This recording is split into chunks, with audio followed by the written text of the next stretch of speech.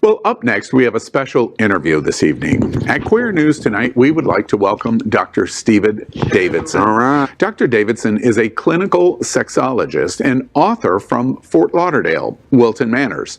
He has over 30 years' experience helping clients accept and integrate their sexuality into their lives. His clients run the spectrum of gender identity, sexual orientation, to kink. His book, Sexual Integrity, Finding the Courage to Be Yourself, is available on Amazon and Barnes & Noble and other fine book retailers. Well, Dr. Davidson, welcome to Queer News Tonight. Thank you. I appreciate being here. It's okay if I call you Stephen? Absolutely. All right. Well, you caught all of our attention. Your book, we're showing an image of it also, Sexual Integrity. I want to start right off by something that is quoted on the back cover, which I thought was fascinating about this book. We are innately sexual creatures. What should come natural gets mutilated and destroyed by shame, fear, and ignorance. We crave emotional intimacy, yet dare to risk letting others know who we really are. Hiding behind a mask leaves us feeling disconnected, lonely, and sexually unfulfilled. It doesn't have to be like this. Wow, that is a mantra to launch the book. Tell us about, first off, you are a therapist, a licensed therapist. You live, your practice is right on Wilton Drive here in South Florida, Wilton Manors. Northeast 26th Street in Wilton Manors. All right. And I understand to be a therapist, once you move into as a sex therapist, that's an additional standard, and you're called a sexology specialist. Right. I'm a clinical sexologist, and sexology is the science of sex. In order to be a sexologist, you have to already be licensed as a therapist in a discipline of social work, psychology, counseling, marriage and family therapy, and then sexology becomes a specialization. Now, in the title of your book, Sexual Integrity, let's get the 14-year-old junior high school questions out of the way instantaneously. You must face through your life and career a lot of jokes about sexology and being a specialist, being gay, and working with so many gay men. You must have faced the jokes through the years. I have had a lot of jokes, and sometimes I just choose to not tell people what I do. Oh, okay. Sometimes people confuse sex therapist or sexologist with sex surrogate. So I've had to have a few occasions where I explain to people that I don't have sex with my clients, that I would lose my license for that. Right. But I do enjoy educating people about sexology. Many people don't know that there actually is a science to sex. Yeah. So we can't find you on Grindr. You may be in Grindr, but your practice is not launched out of Grindr. See, that's the 14-year-old gay man joke. Right. You won't find me there. No. And the issue, it didn't even dawn on me that somebody might confuse the idea that you did that in your practice. I imagine that has a lot to do, really, as a jumping off point for the title of the book, Sexual Integrity. Describe for us what you mean in terms of the theme of the book and what is sexual integrity. Well, my view is that sexual integrity is about being transparent and honest with yourself and others, your partners, about who you are as a sexual being. And that's not just about coming out in terms of your sexual orientation, but it's also about being honest about what you like, what you don't like, looking at parts of your sexuality that have been repressed, that maybe you've tried to deny or hide, but you continue to have thoughts, desires, fantasies, and instead of repressing those, you embrace them and accept them. Is it a situation in terms of the coming out experience for let's focus on gay men, the repression of the coming out experience and society's historic rejection of the gay community and gay men, is that part of the process that begins the interference of our honesty and integrity? Absolutely, because certainly for men in our age group, very early in our life, hiding, lying, denying was part of how we survived. And that gets ingrained in us very early. We learn that this is part of how I have to function in order to survive in this culture. And as you know, our culture is very different now from when you and I were growing up. Younger people have rights and access to services and resources that we didn't have when we were younger. So it will be interesting to see 50 years from now how those people age and how they embrace their own sexuality that's different from our generation. I quite imagine Gen Zers are going to respond completely different than baby boomers as gay men, that when they get to the age that boomers are today, they're probably very likely going to respond differently. I'm curious also in terms of the counseling. You're living in what we always joke is the gayest place on planet Earth, and there's some truth to this joke. You're from Nashville. Nashville, while a large metropolitan, more progressive for the state of Tennessee. Do you see differences of what it would be like to be a gay man in Nashville or other places in Tennessee or other places around the country as compared to what you've seen here in Wilton Manors and Fort Lauderdale? Well, absolutely. And, we also have to remember that there are lots of people who grow up in very rural places in this country, in Alabama, in Mississippi, in Wyoming. And so that is even a different experience from growing up in Nashville or living here in Fort Lauderdale, Florida. One of my reasons for moving to this area is because Fort Lauderdale is already a wonderful community for LGBTQ people to age in place. There are services here, resources here.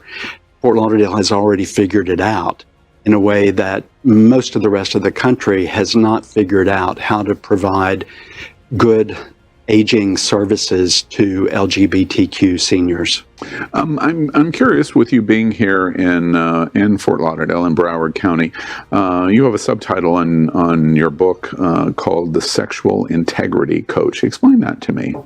Well, that's my registered trademark. Integrity coaching, sexual integrity coaching is what I do. And I made that realization about 10 years ago when I first began thinking of the concept of sexual integrity, that virtually every sex therapy case I've had over the last 30 years have been helping individuals, couples get more honest, get more accepting of themselves and their partners, and to live with a greater sense of integrity in their life. And I want to comment that there are other books out there about sexual integrity. Some of them are written from a religious or very moralistic perspective, where they are coaching people to repress who they are, to hide those parts of themselves that might not be mainstream. And that's focusing on the gay community or even the broad community? It's focusing on the broad community. And my experience is that we are who we are. And it doesn't matter how much we repress different aspects of our personality, it doesn't mean that those things go away. They generally find their way to the surface. And so much of what people feel shame about sexually is really normal and healthy, not illegal and not unsafe. And if we just embrace it, then we're going to have greater sexual fulfillment and likely even more intimacy in our relationship. I said in your introduction, your specialization on gender identity. We have a program here at Happening Out Television Network called Translation that focuses on the trans community. I notice you focus much of your integrity coach and work as a sexologist in Kink. Tell me a little bit about what goes on there. Well, kink is the word I use because it's the word people who are kinky use. A more clinical term might be paraphilia, but it sounds a little too sterile and clinical and off-putting, and it doesn't sound sexy at all. And so I use the word kink because that's how my clients talk about aspects of their personality that are not vanilla, not traditional or mainstream, but are a very important aspect of their sexual expression. You know, it's very funny to me because I think many people would think gay men, especially if we focus on that portion of the LGBTQ plus community, would be very out there in every way, and there wouldn't be this need. But that's probably the furthest thing from the truth, don't you think? Well, I say that we have many closets that we have to come out of, and sometimes we first come out of the gay closet, and then later we might come out of some form of kinky closet. And so, you know, I'm helping gay men, straight men, really embrace those parts of themselves that they have tried to hide. And sometimes people come to therapy because that hidden part has been discovered. And they're in crisis. Their partner found out, their employer found out, a family member found out. And we're just working to integrate those parts of ourselves that may be completely benign, but about which we still feel a lot of fear and shame. You know, it's funny. I understand what you've just said so clearly, because when we started Queer News Tonight, we said we're out of the closet and into the headlines. And in a way, that's exactly what you're doing for the LGBT community. Now, do you only counsel just gay men, or tell us how your practice works? Well, 3 years ago, I moved here from Nashville, and I had practiced in Nashville all my life. My clients were mostly cisgender straight, and also mostly male. When I worked with women, often I was working with them because I was seeing their male partner or husband. Here in Fort Lauderdale, my practice is about 50-50. Gay and straight, and I'm very comfortable with that. I've never wanted to just kind of lock myself into working with and only your cisgender clients, patients know you're gay. Or does that ever come up even? Well, it rarely comes up. Right. As therapists, we really try to be a blank slate and not sit and talk about ourselves during the session. Right. So if someone asked me that, I'll certainly tell them. Right. But it rarely comes up. You know, Stephen, I don't know why I'm having a flashback right now at Steel Magnolias in that moment where Dolly Parton says, of course you, and Olympia Dukakis, of course you can sit down and tell us every strange story that you've experienced. Of course you can. Anything you want to tell us about any of your patients that... Well, I have a lot of stories in the book. Oh, so okay. there are plenty of stories if you buy the you're an book. Entrepreneur also, I see. These there we go. The book is full of case studies, and of course, it's very confidential.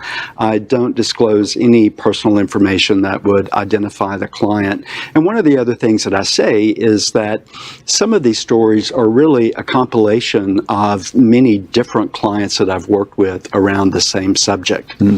When people come into therapy, they often feel very unique.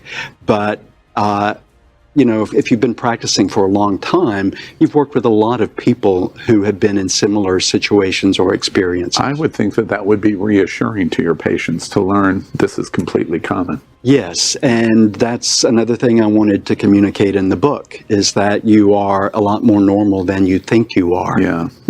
Well, speaking of that, if you were going to make a recommendation in sexology as a sexology specialist and an integrity, a sexual integrity coach to the LGBTQ community, but specifically gay men. What would a top of the list recommendation be that should be considered? Well, this will sound very simplistic, but it's one of the most difficult things for us to do, and that is to just be ourselves. Because so many of us have had to hide throughout our life, we have gotten very disconnected from who we are. And I really coach people to get clarity about who you are and what you want and lean into it. And there's a lot of strength in our community that we don't give ourselves credit for. We're very resilient. We are survivors. There are lots of things that we've seen and experienced and fought for in our lifetime. So look at those strengths that you have as an individual and celebrate them. Define yourself. Don't let the mainstream define who you are. Yeah, very interesting. It's a book that I want to read. Sexual Integrity, we're showing you the image of it, Finding the Courage to Be Yourself. Stephen, we're really happy to have you on Queer News tonight. You're so close to us. I have this feeling, this feeling that we're going to have you in and talk much more on this subject. Do you find that there is surprise here in Fort Lauderdale, the gayest place on planet Earth? Do you find surprise from many that go, I'm surprised that you exist and that your specialization exists here? Or what's your reaction from the community and that you're here and counseling in sexology? Well, there are actually quite a few sexologists, sex therapists in Florida. Florida has some unique licensing requirements that are different from other states so that people can market themselves as a sex therapist. Now, most states will let anyone identify as a sex therapist if they're already licensed as a therapist. But as I make reference to in the book, when I became a licensed therapist, my license allowed me to diagnose and treat sexual disorders, but my graduate program at that time never required that I take a single course in human sexuality. And that's the case not just for therapists, but also for physicians, for nurses, for healthcare professionals in general. Most healthcare professionals do not have any training in sexology, human sexuality, maybe training in biology, anatomy, and physiology, but as you know, that's not the whole story. Right. So I think people are sometimes reassured to know that there is actually a demographic of healthcare professionals who are trained in sexual science and have a specialty in sex therapy. Very, very interesting. I'm sure we're going to talk a lot more.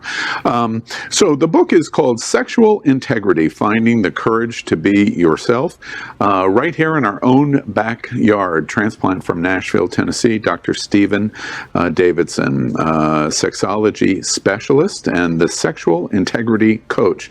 Very happy to have you tonight here on Queer News Tonight. Thank you. LGBTQ plus news is vital for our community and for the broader world as a whole. We have enough enemies at Fox News. Tucker, Sean, and Laura are loud. We need passionate allies. Happening Out television network, Queer News Tonight, and It's Happening Out are literally out of the closet and into the headlines. Our community needs your support.